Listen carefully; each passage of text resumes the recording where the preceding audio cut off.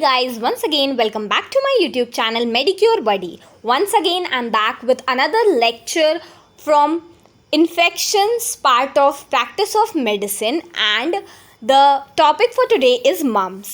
ठीक है फ्रेंड्स, मैंने और भी बहुत सारे लेक्चर्स अपलोड किए हैं जो कि एग्ज़ाम बेस्ड कई बार पूछे गए हैं, तो प्लीज़ आप एक बार प्लेलिस्ट ज़रूर विज़िट करिएगा।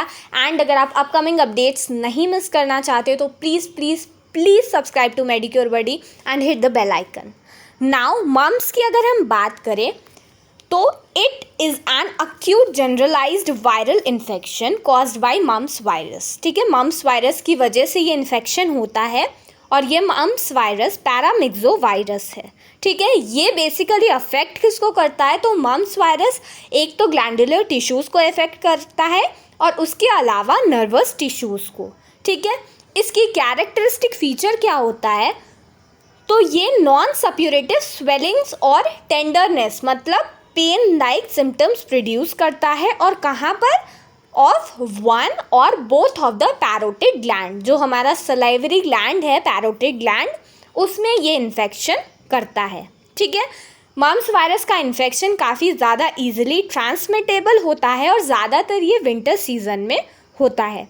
ठीक है, मेल्स ज़्यादातर इफेक्टेड होते हैं एंड अगर कोई फीमेल है जो अपनी प्रेगनेंसी के first trimester that means first 3 months में है तो इस वायरस के इन्फेक्शन से फीटस भी इफेक्ट हो सकता है। ठीक है, now talking about the etiopathogenesis, so ये मम्स वायरस जो है ये स्प्रेड कैसे करता है। एक तो डायरेक्ट कांटेक्ट से, ठीक है, पर्सन ने खांसी आ गई उसको या स्नीज किया, फोमाइट्स की हेल्प से अगर किसी ने कोई सेम आर्टिकल्स यूज़ कर लिए जो वो पर्सन यूज़ किया था, ठीक है, फॉर एग्जांपल टॉल, या फिर ट्रांसमिशन जो है वो बेसिकली होता कब है तो अगर इन्फेक्शन के 48 आवर्स से 9 डेज तक ऑफ पैरोटिड स्वेलिंग, अगर पैरोटिड ग्लैंड में स्वेलिंग है तो 9 दिन तक वो पर्सन जो है वो मम्स को इन्फेक्ट कर सकता है, मम्स से इन्फेक्ट कर सकता है दूसरे पर्सन को।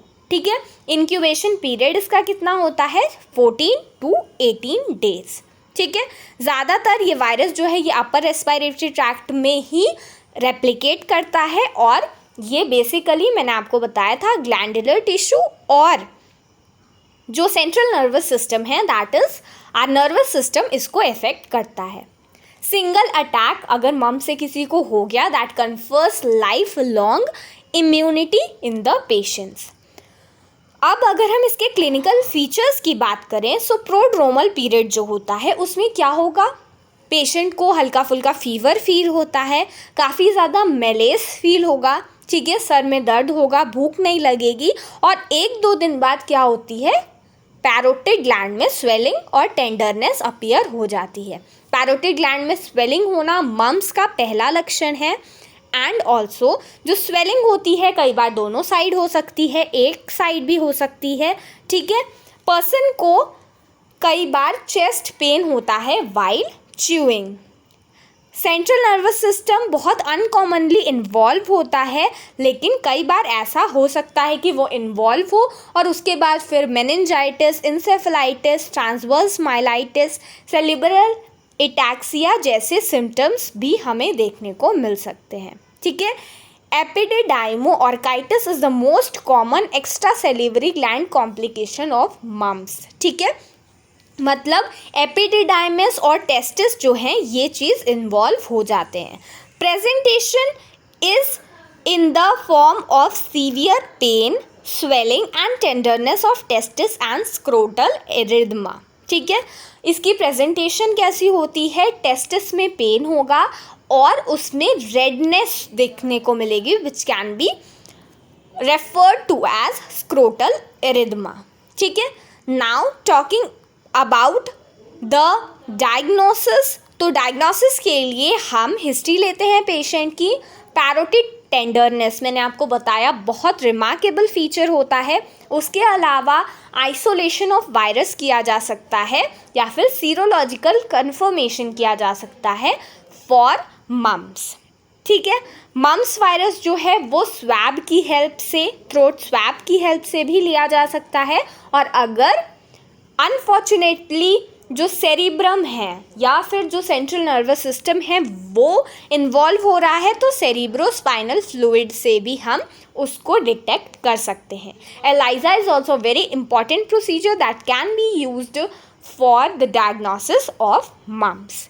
ठीक है, अब अगर हम ट्रीटमेंट की बात करें तो सपोर्टिव ट्रीटमेंट देते हैं हम। पर्सन का हाइड्रेशन मेंटेन करेंगे, उसको बोलेंगे अच्छे से वो पानी पिए, खाना खाए, एनाल्जेसिक्स देंगे ताकि उसको बहुत ज़्यादा पेन ना हो।